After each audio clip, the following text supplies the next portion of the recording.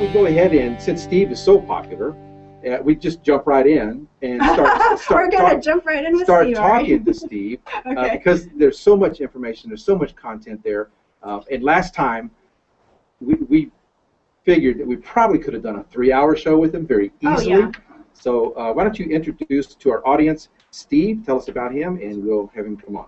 Steve G. Jones is a board-certified clinical hypnotherapist who's been practicing hypnotherapy since the 1980s. He's the author of 25 books and has created over 9,000 hypnosis audio recordings and 22 different online certification programs, which are sold in over 140 countries. He's been featured on Bravo's Millionaire Matchmaker as both a hypnotherapist and a millionaire, and he's been interviewed on CNN, ABC, NBC, CBS, and of course once before here on KLAV 1230 AM in Las Vegas. He's studied psychology at Harvard, and he holds numerous degrees, including a bachelor's in psychology, a master's in education, and a doctorate in education from Georgia Southern University. Steve, thanks for coming back and braving us.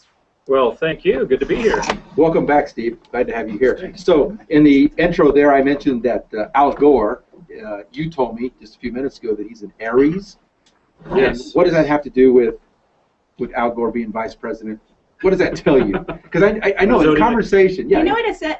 Aries the Ram don't give a damn. That's what I always remember about Aries. Is that what they say? Yeah. Typical Scorpio. In conversations that we have all the time, like I'll mention someone, you'll say, oh, he's an Aries. Oh, he's He knows smart. everybody. Seriously, he's memorized everybody. It's a hobby of mine. Yeah. So Well, what does this tell us about Al Gore? Well, And Aries in general. all right. Well, if the astrological theory is true, and for me, it's just a hobby. I like learning people's zodiac signs, and I can kind of, Why don't you Yeah, tell have fun everyone with what that. we are? Oh, you're a Scorpio and he's a Taurus. So, and I'm a Sagittarius, by the way. So, an Aries is the baby of the zodiac, the first sign of the zodiac. So they have very basic interests, food and entertaining themselves and so forth. You're making them sound like cavemen. Yeah, well, they're more like babies, but Okay. Playing around with little bitty topics like global warming. Yeah.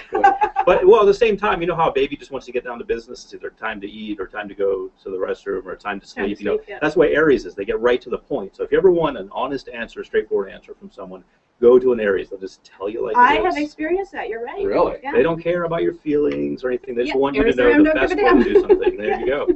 But they do. They want you to have the engineering information to get it done right. Okay, cool. So- So Heather is a Scorpio. Give us Yes. the Ooh. 25-second Oh, bit Lord. on Heather. We want this on the air? Well, Scorpio's Give a us the wonderful sign. salacious version, if you will. Whoa, All right. salacious, big word. I like it. Well, Scorpio is a great sign, of course. And Of course. realize, Paul, that you never say anything bad about a Scorpio. It's a very bad idea. So if there were anything bad to say, I would tell it to you later. Okay, I'll write that down. Go ahead. Yes. Now, Scorpio is the only sign that can ascend from the scorpion to the eagle, so they can And actually the evolve. Phoenix. Whoa, so they can rise, Yeah. yes. And I'm sure Heather has. She's an evolved Oh, Scorpio. yeah. So. I've evolved to Absolutely. Phoenix. I figured that out. Yes, The yes. hard Not way. the university, but the bird. Right. Yes. What is a Scorpio's motivation? Ooh, well, the Scorpio's motivation would be, you never really know, because Scorpio's kind of a secret sign. Oh. Private, so All right. And what's we a don't have to take any Taurus's guesses. motivation? Yeah, tell us about Tauruses Taurus. are all about business, financial stuff, getting things done, moving forward. Taurus wants the biggest house on the block, that kind of thing. So Tauruses are great for business. And what is a Taurus's main motivation? Money. Business. Yeah, money. Money. Yeah, really. I mean, not in a bad way. Just very motivated toward building sound structures and moving toward And he's money. right, Paul. You're always saying money's the bottom line. There you go. Well, in business it is. It's good to have a Taurus in the mix. All right, great.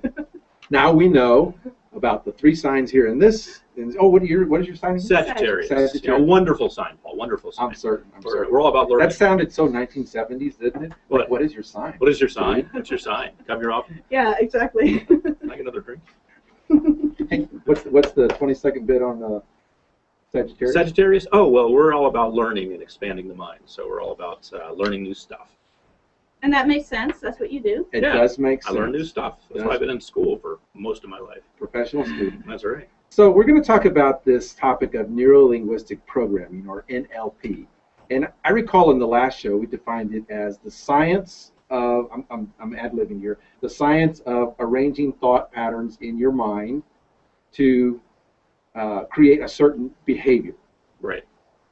Is that essentially it? That is. You are taking the the information in, you're putting thoughts in someone's head. You're putting positive thoughts in someone's head, and including your own. Including your own, yes. Yes. You can use it on yourself or others, and you can take the information and use it to enhance yourself, or to cause other people to feel things about you, positive things, of course. Right. So those are the basic uses for it. Yeah, because you wouldn't want to cause someone to think negative things about you. No, and especially the Scorpio, we would never want to think negative Oh, things. exactly. That's a great callback right there. So now we're going to take the NLP concept, or the NLP science, because it is a science. True. I mean, there's a lot of research about it. There's a lot of discovery. There's a lot of clinical research. It's an extra academic science, meaning it's not considered a science within the realm of academia. You don't see universities generally researching it. So I'd call it an extra academic science. But yes, we could still consider it a science. Okay, great. How do people use NLP in their career to set up a successful career? What is the most prevalent way they can use NLP? Well, in their career, the best way to use it would be to anchor themselves for success. Create an anchor for success. So, in your career, that's going to take on many definitions over time, whether you're starting out or in the middle or near the end or what have you. Whether you're an entrepreneur or working for someone. Yeah, exactly. There you go. Company, yeah. It's just so multifaceted. So, but during any of that, the best thing that you're going to get the most mileage with would be confidence. So you can anchor yourself for confidence. And the way you do that is you just think of a time in your life that you're very confident. Build that to a peak state, as we say, meaning you remember all the sights, sounds, smells, tastes, and everything related to that moment when you were very confident. And then you just make a motion like the OK sign with the right hand and say the word confident. That anchors you to that. Now, that sounds very simplistic, but it's actually based on Pavlovian research, where Pavlov let the dog smell meat powder and rang a bell. Eventually, there's an association between the bell and food. So there's an association between doing this, saying the word confident, and you feeling confident. So the next time you need confidence, you just fire it off, as we say. You just make the OK sign and think that word or say that word, and you are reminded of those great feelings of confidence that you will then need in that moment. So before you go into a meeting, it's confidence. There you go. Confidence. There you go. That's right. Look at me, everybody. See this. Confident. As you know, I'm a huge NBA fan, and I see this happening frequently at the free throw line. Really? So a player will dribble the ball a certain number of times. Sometimes he'll have a little verbiage that he'll go through. Mm-hmm. There's one guy that touches his arm. He touches his arm. He looks up at a certain place. Okay. They go through this routine, this pattern. Also in golf, Yep. There's the And baseball. pre-shot routine, and baseball, Pitchers. all of that, right? Yep. Is this a form of self-hypnosis, NLP, and anchoring? You're seeing one of two things playing out, or both together. One of the things that you may be seeing playing out is just superstition. They feel that if they don't do these things, things won't go well. These are things they feel they have to do. So sometimes it's anxiety-based, and they just feel they have to do these things, or they won't do well. And there's some validity to that, because if they don't do those things and they feel anxious, well, it's going to throw them off. If they do those things and they calm them down, no matter how ridiculous they may look, then there's value to that, because they're able to relax and do their job. The other thing that you may be seeing is maybe they've been trained in NLP anchoring. So, for example, maybe they pitched the perfect pitch or made the perfect free throw. After that, they did something. They bounced the ball a certain amount of times or what have you, to anchor that in. Because you can also anchor after something happens that makes you feel confident. So the next time they want to feel confident, all they have to do is the same routine: bounce the ball a certain amount of times, look at a certain place or what have you. Pitchers will have an entire routine they go through before they pitch. So that anchors them to the time when it did go well. That creates a bridge in time between this event, which is unknown, and the event where it's known, where it actually went well. So what's the difference then between superstition and NLP? Is it a feeling that we know it's different, or are they just really both the same thing? Well, these could be, anxiety-based OCD type patterns that they're running. And actually, when it gets right down to the nitty-gritty, that's a very scientific term, nitty-gritty. Oh, I love that. Yes, when it gets down to, I learned that at Harvard. Okay. When you get down to the nitty-gritty, you are going to find there's really no practical difference between someone doing a routine that is anxiety-based, based on OCD or what have you, and doing something that they feel is going to anchor them to the past, to a past performance. In either case, it's serving the exact same goal, which is causing them to calm down in that moment and do the best they can. Wow, And okay. we respond as humans to routine, don't we? Oh, yeah. For example, a mother putting her children to bed at night, if she puts her children through a certain routine time and time and time again, Great idea. they come to expect that, all right, 10 o'clock, it's bedtime. It's Yep. time for me to close my eyes Yes, with that routine. exactly. So in fact, the mother can be anchoring her children as well. Exactly. And we're trained a routine from early on, and Tauruses love routine, by the way. Because the routines get things done. They're efficient. But if I'm you- picturing a bull like walking and making a rut.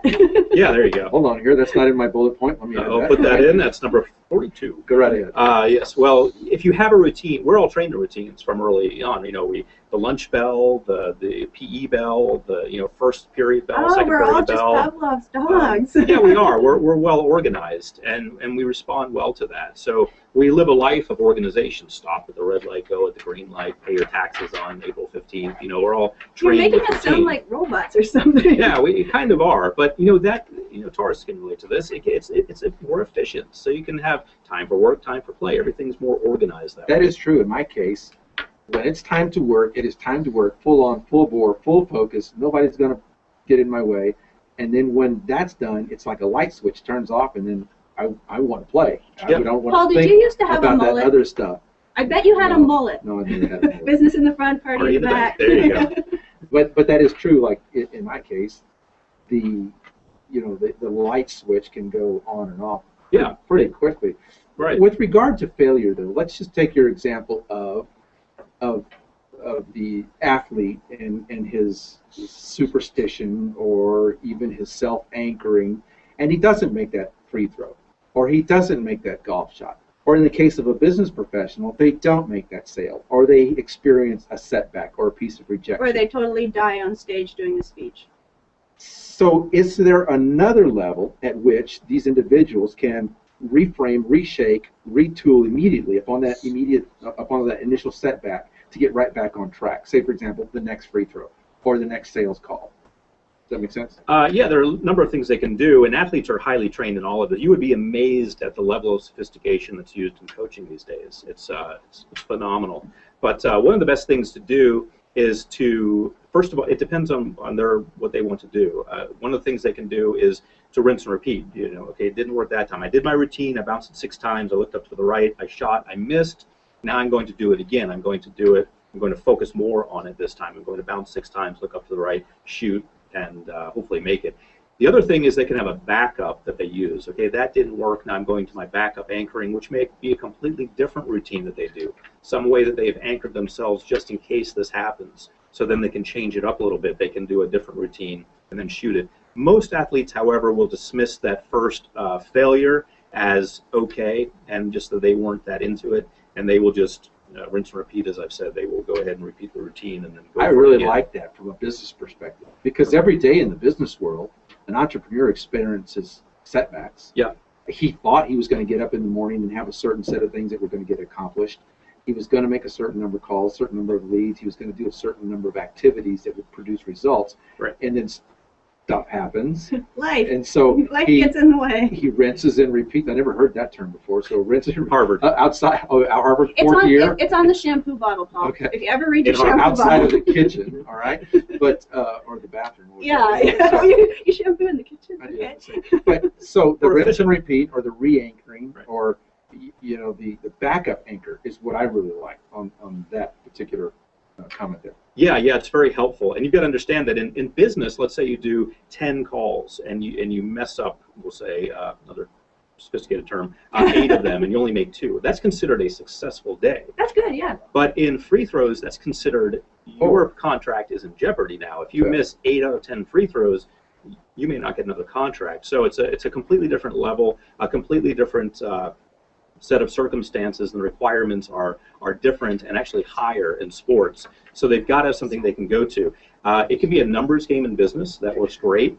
Just keep going for it. In sports, they've got to have a backup plan. They've got to have the plan B, the alternate anchor. I like the application of this as well with regard to the people that you have working in your enterprise. Because if you can anchor yourself to success or to good feelings or to productivity, isn't it possible then to anchor others to good feelings and success and productivity? Oh, absolutely. Businesses do this all the time. They manipulate, for lack of a better term, employees by having these group retreats and so forth. And Let's like the take everyone- Walmart rah-rah session in the morning. Yeah, The yeah. motivation. Any kind of rah-rah session is That's scientific too, by the way. Harvard. Any kind of rah-rah session is definitely designed to control the minds of the employees to get them thinking good thoughts Whoa. about. It's not as Come ominous as it on. sounds, but It sounds elementary. It sounds almost Pollyanna. You know, the whole rah-rah session. No, it's I sounding understand. Big Brother.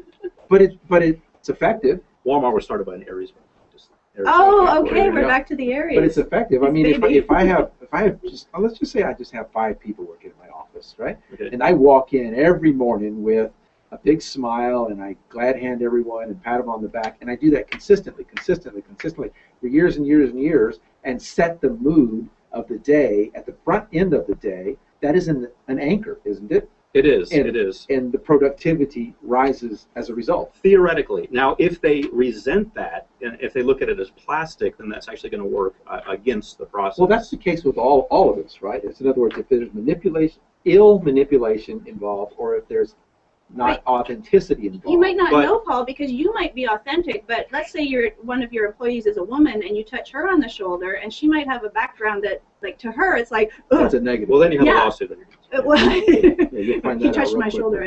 Yeah. But I mean, as a savvy employer, you're going to work through that. and You will out find what ways- works for your people. Right. You will find ways to control the environment without them realizing that that's what's going on. They'll think it's a party because you care and you want them to enjoy a party. What's actually going on is that the only reason that party exists is to build camaraderie among the team and to increase the bottom line.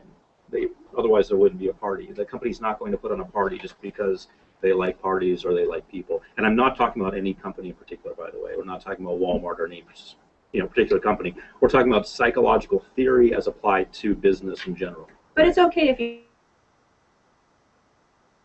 Do care. There are companies that do care, and I'm not pointing fingers or saying who cares or who doesn't care.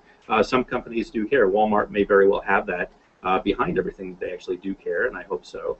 But whether you care or not, the point is in business. The point is to make money, to get people doing certain things. So you do what it takes to do that. To create a culture, an environment Right. that's productive. Yes. make them Exactly. feel like a tribe. Exactly. A tribe is a great keyword that's used now to have people feel that they're part of a community. Of course, this community only exists to make money. So Yeah. Yeah. Well, that's Paul's bottom line too. So there you go. It's a Taurus community. yeah.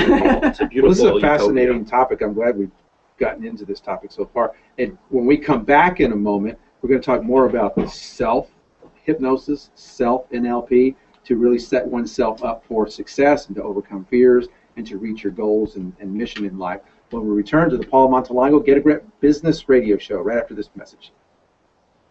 Clear, everybody? All right. Down. Hey, good. How about you? When's this? Oh, we're going to smile at the camera. Wences Credit Repair is not late over. I actually prefer this. Putting- I do too.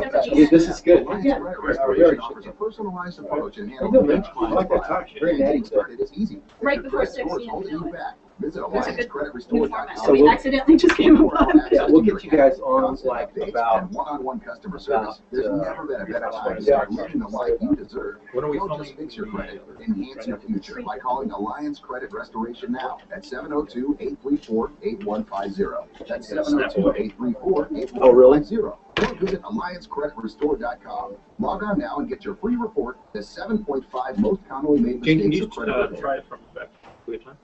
Got a minute. Yeah, what? 1 minute. 1 minute, okay. 1 minute. Traditional investment Wait, look choices, behind the trend of self-directed IRAs is growing, and no trust company is more preferred than Preferred Trust Company, LLC. With their 30 years of One combined more, because experience, this Preferred side Trust right now Company is not makes right. self-direction easy. And self-direction doesn't mean you're on your own.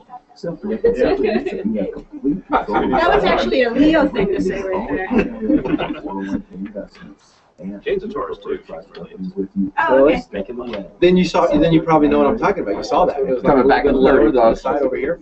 You noticed that, didn't you? Perfection is not tolerated. More about self-directed IRAs by downloading the free That- you know, that is- Self-directed IRAs, taking financial control of your that is retirement true. at preferredtrustcompany.com. Call Preferred Trust Company Is that a now and Taurus? get Oh, started. absolutely, yeah. Is that any other? Stand by 10 seconds. Really? Share that. 702-990-7892 or visit It's an earth sign thing. preferredtrustcompany.com. Well, not so much Capricorn. Not as much now as I used to be, but Stand by. what? We're on. Here? There's a show going on. Oh yeah, yeah, And 12,000 people are going to watch this.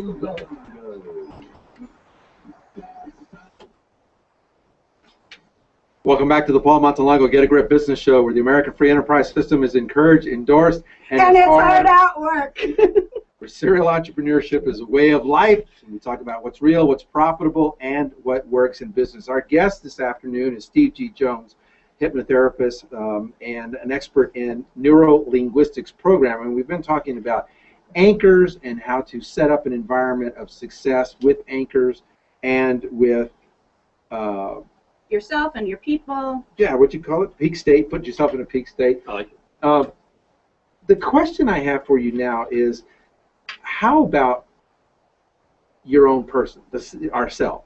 So how do I set myself up for long-term success, regardless, business, personal, fitness, relationship, anything? How do I set myself up for long-term success? You mean without having to do anchors every day? Well, and make it stick. In other words, we're going to do an anchor, I guess, or we're going to have an implementation. Go with it, Paul. Make up that word. I like it. Now we're sounding like aliens Me here. just learn English language. So we're going to have this thought, right? We're going to have this series of things that we're going to want to do, right? Right. So how do we sustain that? Okay, well, as Tony Robbins says, it's kind of working like pianos. We can get tuned up and then we can go out of tune. So it's good to tune up every now and then. One of the best ways, I feel, is through self-hypnosis. We can make self-hypnosis recordings for ourselves. If somebody wants to hypnotize themselves, I don't recommend talking to yourself as you go to sleep at night, because you're going to fall asleep doing that. Yeah, and no one's going you to won't hear hypnotize it. you. Yeah. So make a recording. And a recording is in 5 parts. Number 1 is the induction, just a gentle walk along the beach or in the woods. You're just describing it. You're not talking about any hypnosis stuff. You're just relaxing yourself by talking about something you enjoy doing. Next is the deepening, which is just maybe the sun is setting as you're counting from 10 to 1, and you describe that. Then it's the script, where you're putting positive suggestions in your mind, and whatever you want to work on. You're getting yourself amped up for whatever's coming up in your life or whatever you want to clear out. Next is amnesia. Amnesia is your attempt to scramble your conscious recollection of the subconscious programming. So you can say something such as, I can forget to remember or remember to forget everything on this recording. That's called a double bind. So either way Say you're that choosing. one more time, please. Forget to remember or remember to forget. Your choices are forget or forget. If you forget to remember, you forget. If you remember to forget, you forget. So it's called a double bind. Either way, you're doing what you want to have done. It's used in sales also, by the way. Like what's a better day for you? Wednesday at 3 or Thursday at 4? Either way, Right, yeah. you're coming in. Make a choice. Yep. Your choice is come in or come in. So then we do the trance termination, which is bringing you out of the trance. So you count to 3.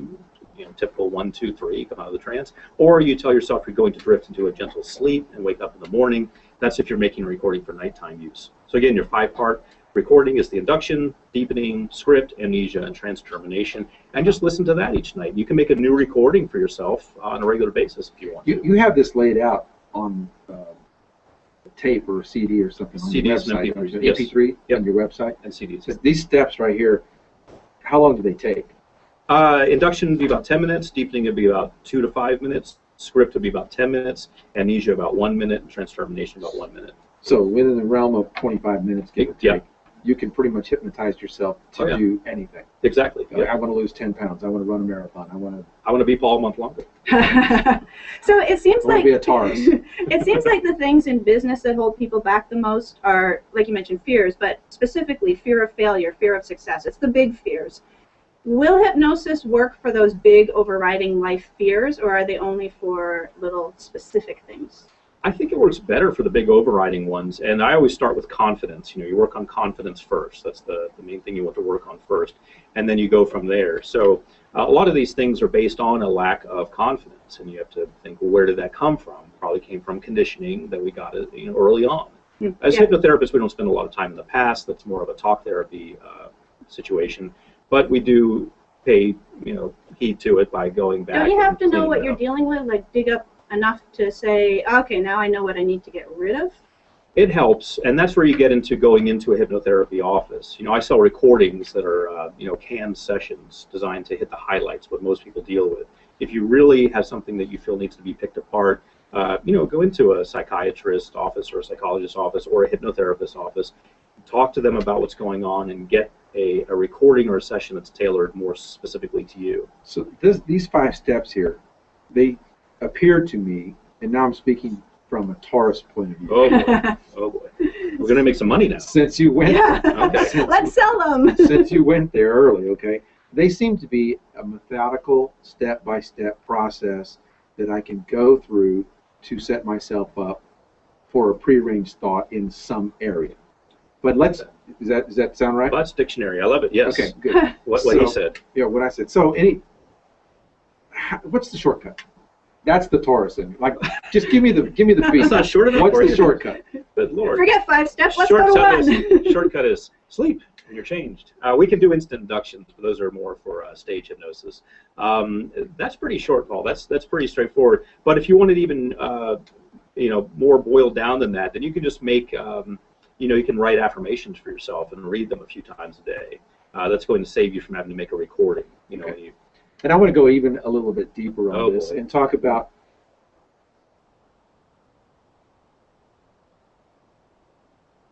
general idea of what I want. So I want to run a marathon. I want to lose weight. I want to, enter into a relationship. I want to have a business that grosses $10 million next year, as examples, right? What if I am not sure about my passion? Or what if a person's not sure about their purpose or their mission in life, or what their real station in life is? They're meandering, they're wondering what is next for them. How does hypnotherapy and NLP help that person? Okay. Well, I've actually created a recording for that called "Find Your Passion." But yeah, I don't know if the world of hypnotherapy and NLP offers something exactly for that in terms of a quick technique to find your passion. Have you heard of the pendulum? Using the pendulum? I used to use that, Okay. yes. It's not hocus pocus. It's nothing metaphysical. You can get a pendulum, and which can be anything. It can be a pen hung by a string, or you can get an official pendulum and Or like a ring on a necklace. Oh yeah, anything that'll swing. And then you get a piece of paper. Let's say you don't know if you want to be a butcher, baker, or candlestick maker. You don't know what you want to do. So you put those in different axes. So you draw, line here, and a line through them. And one of the lines represents, let's say, our x-axis. One of our axes represents butcher. The other one represents baker. And you draw a line through those. That's candlestick maker. You hold the pendulum above them, above all 3 of them, where they intersect, and you just focus on what do I want to be. And you will be amazed. This is nothing metaphysical. It This is just metaphysical. some people look at it that way. Your subconscious mind is sending signals to your hand, which actually move it. It will move in the direction of what you prefer. And Okay. that's a quick and easy way. I can't think of a But faster way to do that. Isn't the subconscious mind metaphysical? Yes, I guess it depends is, where we draw but the this line, yeah. this can work in the absence of metaphysics. If we were to be taken offline, if you will, no internet connection, if you will, to the universe, this Right. would still work. Okay, Because in a void it still works. Is that because Okay. your mind, your body, your soul already knows what it wants? yes, and it's also because your mind is controlling your hands. We have a lot of information on that. Muscle testing is something where you can have someone hold their arm out and press down. It will go down further based on certain reactions that you're having. This is the same type of technology, and your subconscious mind knows it, and your body can show it through these actions. Okay. Fascinating. Can a person block this off intentionally? Can they refuse to submit to NLP or hypnotherapy? They can. It's very difficult, though, when you get into more advanced things such as muscle testing, where you're having someone hold their arm out and you're pressing down. You can easily, here's a little trick you can do next time you're at a party. Have someone hold their arm out and resist your push. Have them think of a number between 1 and 6. And all you do is press down and you say, and they don't answer, you just say, is it 1, is it 2, is it 3, is it 4, is it 5, is it 6? Whichever one it is, their arm will go down further on that one in most cases, because there's a difference in that number when they think about that number. So attempting to resist that would be very difficult unless they know what's going on and what you're looking for. Our producer was really paying attention to that. Asier, he thinks that's a really great way to pick up chicks. Hey, hold out your arm. Let me push on it. Yeah. Do you like me on a scale of 1 to 6? 1, 2, 3, 4. Right? You're all about that, aren't you? You mentioned muscle testing, and you gave it a little definition there. I'm reminded of when you go to the mall and they try to sell you the bracelets or the necklace or the those other apparatuses that are supposed to strengthen your balance and muscle. Right. How does that work? I don't know. I mean, some of that could be, marketing stuff. I really don't know. I have heard that there's some value in magnets, wearing magnets. I don't know how much of that is researched. That's really not my realm. I'm really not aware of that. Do you have one, Paul? Have you invested thousands of dollars in one? I know. Okay. I'm You say the receipt. But Steve, he kind of brought up, he's talking about people resisting, but is it possible that some of us just can't be hypnotized, like it just doesn't take? Well, Harvard and Stanford got together and created a scale of what they call hypnotic susceptibility. I don't like that word. I like suggestibility. So I developed, once I completed my doctorate, I developed my own scale based on that and called it suggestibility scale. They've ranked everyone on a scale, a numeric scale of how suggestible they are. And you can go through a test that you can do on your own, and you can determine how suggestible you are. And yes, we all do fall somewhere in the spectrum. I look at it like electrical conductivity. Everything is conductive. Wood will conduct electricity, water, metal. Everything on the planet will conduct electricity, but some things conduct it better than others. Metal is really good at conducting electricity, whereas wood is not so good. So it's sort of like that. Suggestibility, some people are very suggestible, some people are not very suggestible, but we are all to some degree suggestible. Are more people suggestible? Are different kinds of astrological signs more susceptible? Well, Tauruses are difficult to hypnotize because Yeah, they're the bull. They've got their own agenda. Scorpios, they would never even let you get near them hypnotizing them because they don't want to lose control. Which sign is the easiest to? An easy sign, I'd go for an air sign. Aquarius, Gemini, or Libra. They are into the stuff, and they're up for anything. But a Scorpio might be determined to make a change and say, all right, give me what you got. Look, I am willing to give you control because you're going to help me achieve You something. would give someone control under your control. Yes, exactly. Yes. For your benefit. Yeah. That also reminds me of this point. And once we've established our mission, or once we've set up that goal, then there are typically, or frequently, what happens is this thing called self-sabotage. Yeah. We get in the middle of a goal. I think we've all experienced. I know we've all experienced that if you're human.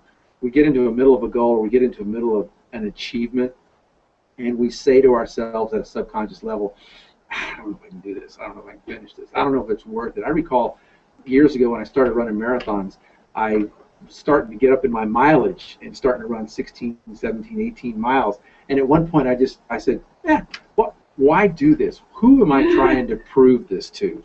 That might be that fear of success or fear of failure.